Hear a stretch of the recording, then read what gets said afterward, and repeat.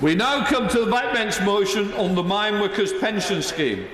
Grahame Morris to move. Thank you very much, Mr Deputy Speaker, and I would like to thank the Backbench Business Committee under the excellent stewardship of my good and honourable friend, the member for Gateshead, for permitting this important debate on the Mineworkers pension schemes.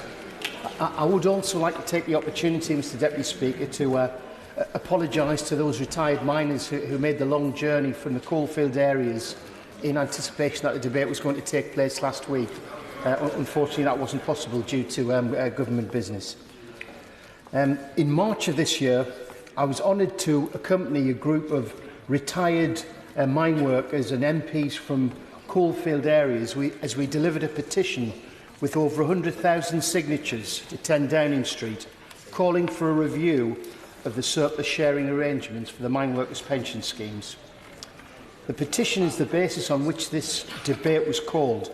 I would like to thank all of those who are campaigning for pension justice for the miners and their dependents. Mr Deputy Speaker, I must declare an interest. Like many miners, my father and grandfather both died prematurely in their 50s. Their lives were cut short from the industrial diseases which are prevalent in coalfield communities. While my father never collected his pension, my mother has been left with a reduced widow's pension from the British Coal Staff Superannuation Scheme. Every year, thousands of miners face premature death due to the dangerous conditions they toiled in underground many years ago. I'll give way to my honourable friend. I'm grateful to my honourable friend for giving way, and he speaks very movingly about his family, and he also points to another issue, which is the government really needs to act urgently on this, otherwise miners and their families, who are obviously getting older, will simply not be able to benefit from any measures taken. I mean, it's an incredibly important point, and when I had to apologise to some of the miners from Wales and from Yorkshire who were travelling down last week, the point was made to me that thousands will die even over this space of a week that the debate's been delayed. I'll give way to my honourable friend.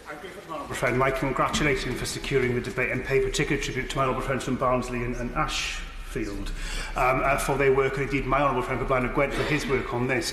Would you agree with me that one of the key issues for this is the widow's pension in particular is even smaller than what lots of miners' pensions actually are? So we're asking for an uplift from very small figures, and if the government could show some compassion on this, there'd be many widows and indeed miners' children that would hugely benefit from these uplifts if the government could actually bring forward these changes. Absolutely, and it's a key point, and I do hope the Treasury bench will listen intently to the points that are going to be made during this debate. In fact, just to go back to the point that my honourable friend made from the back benches about the numbers of miners and their dependents who are dying, the Mine Workers Pension Scheme annual report showed that the dramatic fall in the number of pensions in payment came from 175,000 in 2011 to just over 135,000 today. So it indicates that because of the age of miners and the age of the retired miners and their widows, because they're now often in their 80s and older, they're passing away, and that the numbers of beneficiaries is falling quite dramatically. I'm proud to represent the mining communities of East Durham, and we owe a debt of gratitude to our miners. Easington's pits produced the nation's wealth, powering the Industrial Revolution. The mining industry transformed our landscape, as without coal, many of the colliery villages in Durham would simply not exist. Where a pit was sunk, workers from all parts of the UK, from Wales, from Cornwall, from Ireland, came to work in those collieries. And indeed, at its height of production in the Durham coalfield alone employed 170,000 miners in the 1920s. Coal mining remained our primary source of employment until the closure of our last pit in Durham in 1994. The colliery in my village, Merton, ceased production in November 1991, but it was a proud industry until relatively recent times. In my opinion, Mr Deputy Speaker, the men who toiled in our pits are heroes. They worked in darkness so we could live in light. And in their retirement, miners and their widows deserve respect and security. There are points of agreement which I believe are accepted across the House, and I hope on the Treasury bench and amongst government backbenchers. I think we can all agree that there is value and importance in the guarantee that was given to the Mineworkers pension schemes. What is in dispute is the cost of the guarantee. There's no denying the guarantee is given to those who administer the funds the freedom to make bold investment decisions, which has allowed them to target higher returns on investment. It would therefore follow that as guarantor, the government should be compensated for the guarantee fairly and proportionately. However, this debate is about the cost of that guarantee, whether the £4.4 billion and the ongoing claim to half of all future surpluses can be considered reasonable recompense to government for the level of risk the government shoulder. In my view, the level of compensation should have some correlation with the level of risk. My honourable friend give way. I'll give way to my honourable friend. I'm grateful to my honourable friend for giving way. One thing we should recognise in all of this debate is when the increase at miners' pension scheme was higher than the increases that we had in the state benefit scheme, a lot of people in my constituency, because they got more money, did not take the means-tested benefits that they were due to. So it's not only a situation of surpluses, it's about how much money did this scheme save the state. It's an absolutely relevant point, and as other colleagues made the points they made earlier, the relative levels of pension. You know, I know we're often quoted by ministers about the percentage increases, but the average pension payable is £84 a week. You know, these are paltry sums. And can I also respectfully point out to the Minister, the government has never been called upon to make a single payment to the scheme. On that point, I'll give way to my thanks very much for that. I refer to my declaration of interest. I am a deferred member of the Mineworkers pension scheme. My honourable friend from Easton mentions the fact that the British Coal or the National Coal Board have never put a single penny in the scheme. You know, many people have said that this is the crime of the century, because at the time of the discussions, projections were that the agreement would raise £2 billion. The government have taken £4 billion from the miners of this country without putting a single halfpenny back in. Is this not an absolute disgrace? Absolutely. Couldn't put it any better myself. And what we have to question, Mr. Deputy Speaker, is whether now, and I think it is now the time, that we review the surplus sharing arrangements from the level that was set in 1994 and consider, when the decisions were made then, whether those decisions were taken with the best financial advice and in the best interests of miners. To be fair, the government have been consistent in their arguments against making changes to the scheme. These arguments are set out in various responses to parliamentary questions and were restated by the Chief Secretary to the Treasury in her response on the 14th of May to a cross-party letter coordinated by my honourable friend, the member for Blaenau Gwent. And I want to summarise the government's response as follows, because I think it's important in the time that we have that we consider the government's arguments. The first one is that the sharing arrangements work well for beneficiaries. The second, that the sharing arrangements provide fair compensation for the government. The third, that there can be no unilateral action. Any changes can only be made with the agreement of the trustees. And I want to take each point in turn. Firstly, does the scheme work for beneficiaries? The government's position is that the surplus sharing scheme have worked well.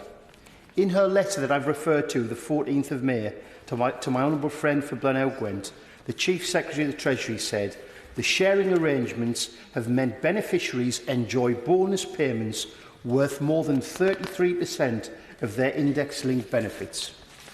As highlighted in a previous debate referred to earlier by my good and honourable friend, the member for Barnsley East, the average payment from the scheme is just £84 a week, and it's a lot less for widows who've often outlived their husbands by many decades.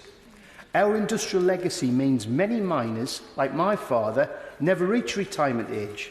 Those who do, often in ill health, and they will draw their pensions for fewer years than other retirees from other industries and sectors. The expectation when miners made those contributions, and we often talk about deferred wages, when they made those contributions, week after week, year after year, was for them and their families to have security in their retirement. Ken Sullivan, former miner and campaigner, spoke after we delivered the Downing Street petition of some widows receiving pensions as little as £8.50 a week. Emlyn Davis, £8.50. Emlyn Davis, another campaigner, in return for 26 years working the pit, receives just £57 a week. A poverty pension for years working in damp, dark, dangerous conditions, sacrificing health and well-being. I want to ask members on the government benches and people watching this debate, £8.50, £57, even £84 a week. To me, it seems offensive to argue that the scheme is working well for beneficiaries when miners and their widows are receiving such a pittance. Does the surplus sharing... Oh, I'll give way to my honourable friend. I thank my honourable friend for giving way. He's making a very powerful speech, and I think the figures he's just outlined there in his speech are alarming. Does he agree with me that that doesn't necessarily that essentially here that it's not just about security in retirement, it's about dignity, and that the government's not showing dignity to widows and pensions in the mining industry in this regard? Absolutely, absolutely. I think we owe a debt to the miners, and I think the government have got an obligation, a moral obligation, and they've obviously got the financial resources to discharge that debt and to give miners and their widows and dependents some dignity in their retirement. I'll give way. Just on that point, on that moral obligation, does my honourable friend remember when the Prime Minister first stood on the steps of Downing Street, she talked about dealing with injustices in our society, and in the last few weeks in office, wouldn't it be appropriate if she asked officials and ministers to re-look at this split and look at the NUM's analysis, independent analysis, which suggested a 90-10 split, which would be much fairer?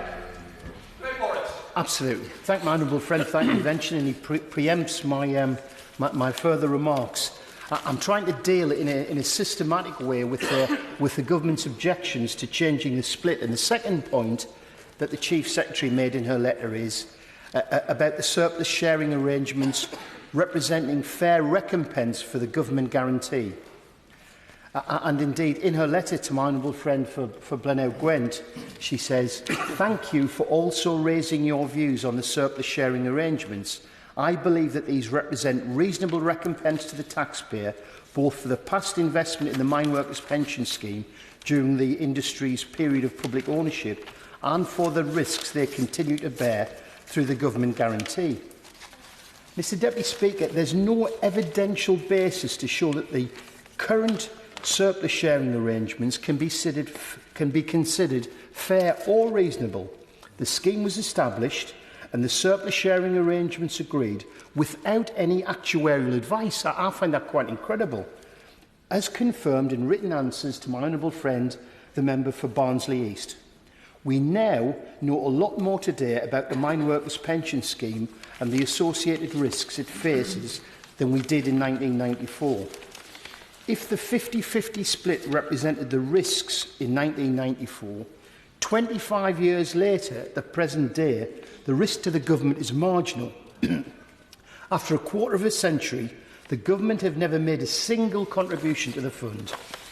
In an effort to set a fair sharing arrangement, the Minister will be aware of reports commissioned by the National Union of Mineworkers. Now, I want to thank the National Union of Mineworkers and Chris Kitchen and his executive, that the NUM have commissioned 2 reports by First Actuarial on the government's guarantee and the surplus sharing arrangements. The report proposes that a 90-10 split of future surpluses would be a fair return to government for the relatively low level of risk taken on providing the guarantee. The schemes have been tested, and can I point out they weathered the 2008 world financial crash without any need to fall back on the government guarantee.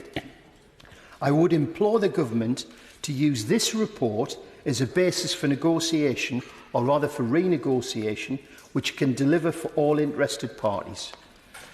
Again, just turning to the letter from the Chief Secretary to the Treasury, the third point she makes, any changes to the surplus sharing arrangements could only be considered in the round with changes to the guarantee, but trustees have indicated that their members are happy with the guarantee as it stands.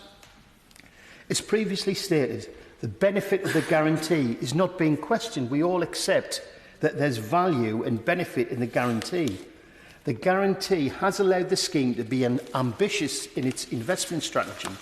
However, we should not conflate support for the guarantee with support for the surplus sharing arrangements.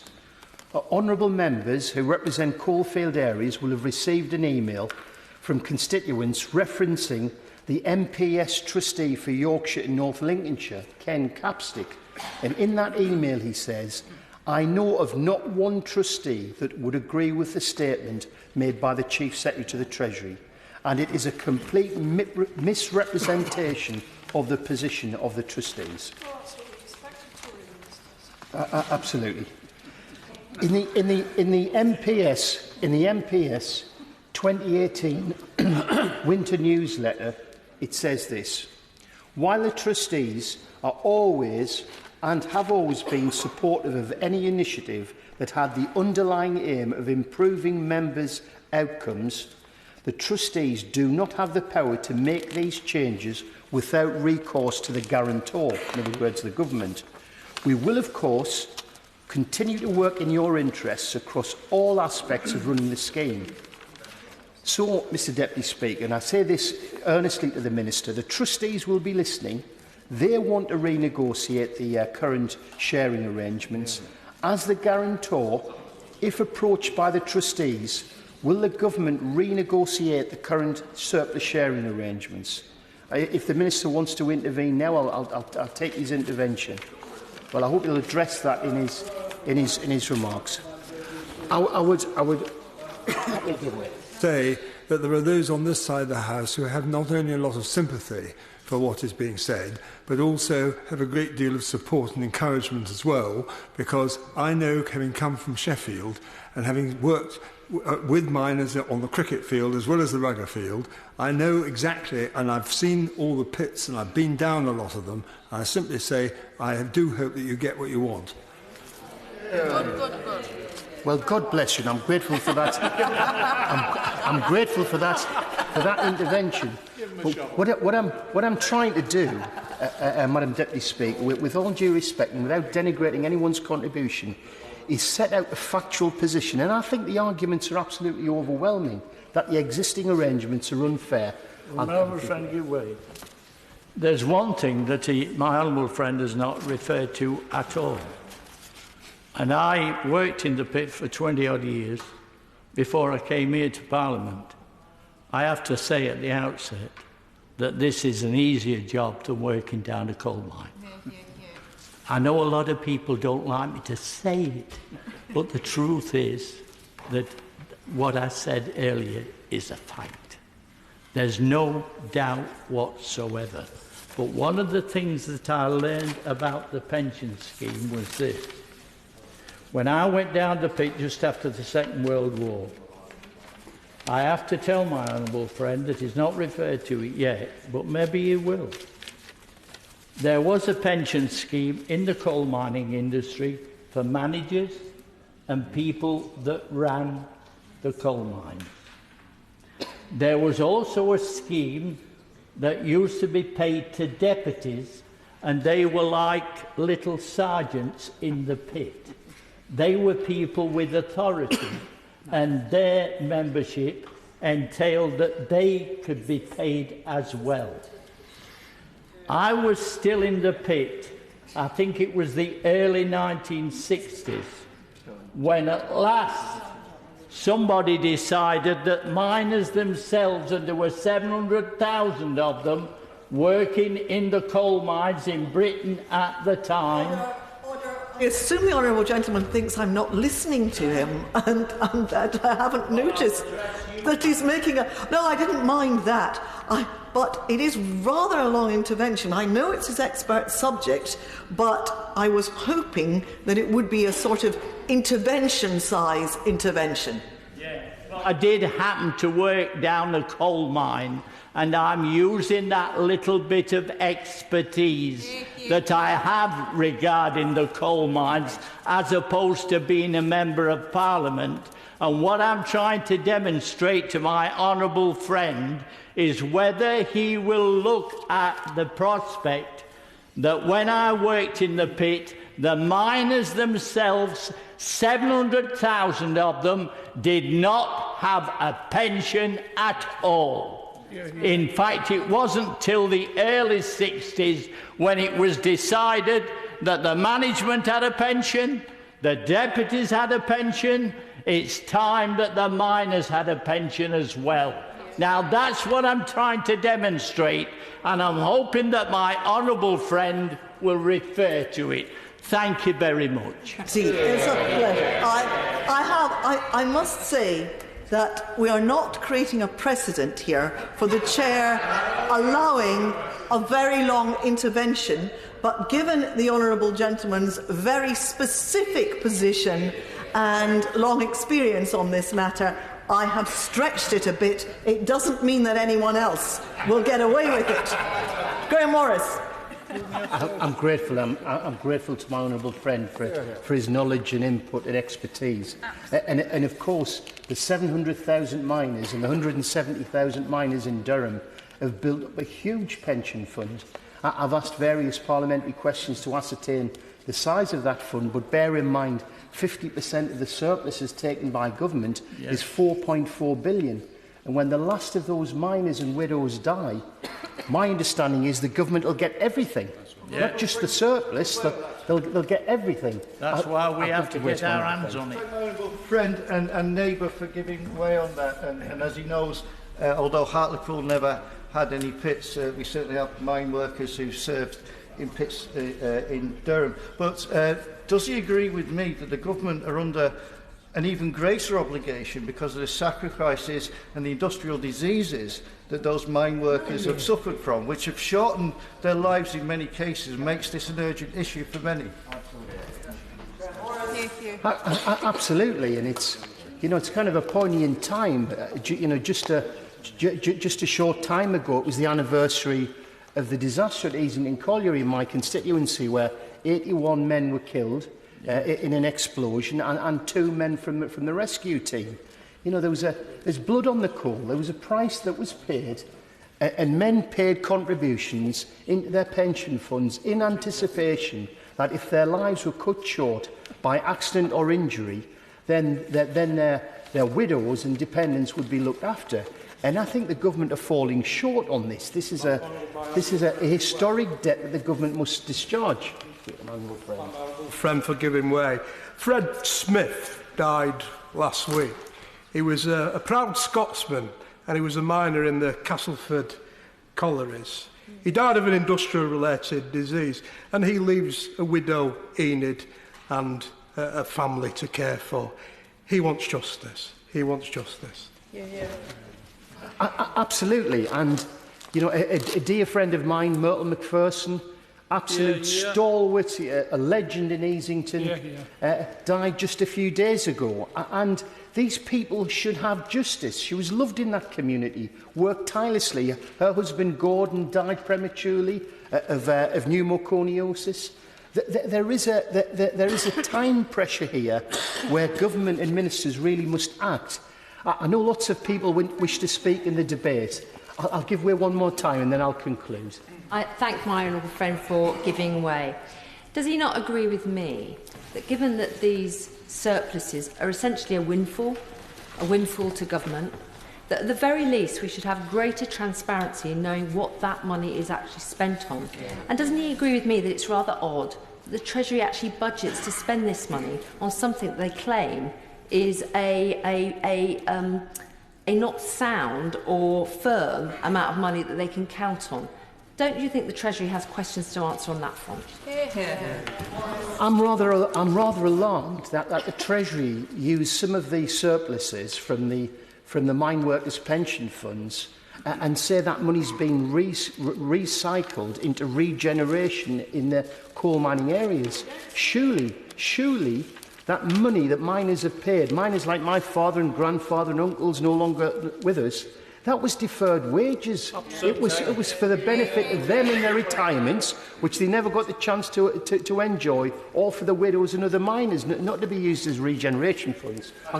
Gentlemen, for giving way, and as a Member of Parliament whose paternal grandfather was a coal miner and whose major conurbation in my seat of North West Cheshire is called Coalville, I think he knows whose side I'm on in this debate. And does he agree with me that given that the vast majority of retired coal miners and their widows still reside in the coal mining communities in which they worked and some of them died, any increase in their pension from this overfunded, well-endowed fund will only go back to enrich the communities in which they've lived and worked all their lives, and it would be a good investment for the government?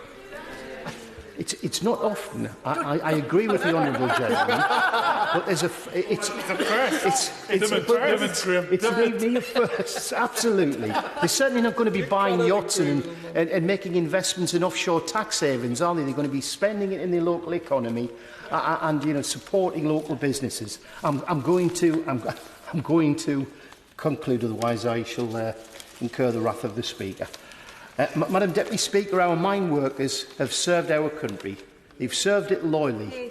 They've toiled in the most dangerous and challenging working conditions imaginable. The contributions miners have made to the welfare of our country has been captured by George Orwell in his essay Down the Mine. And I just want to read a line from it. He said, "Our civilization is founded on coal, more completely than one realises until one stops to think about it.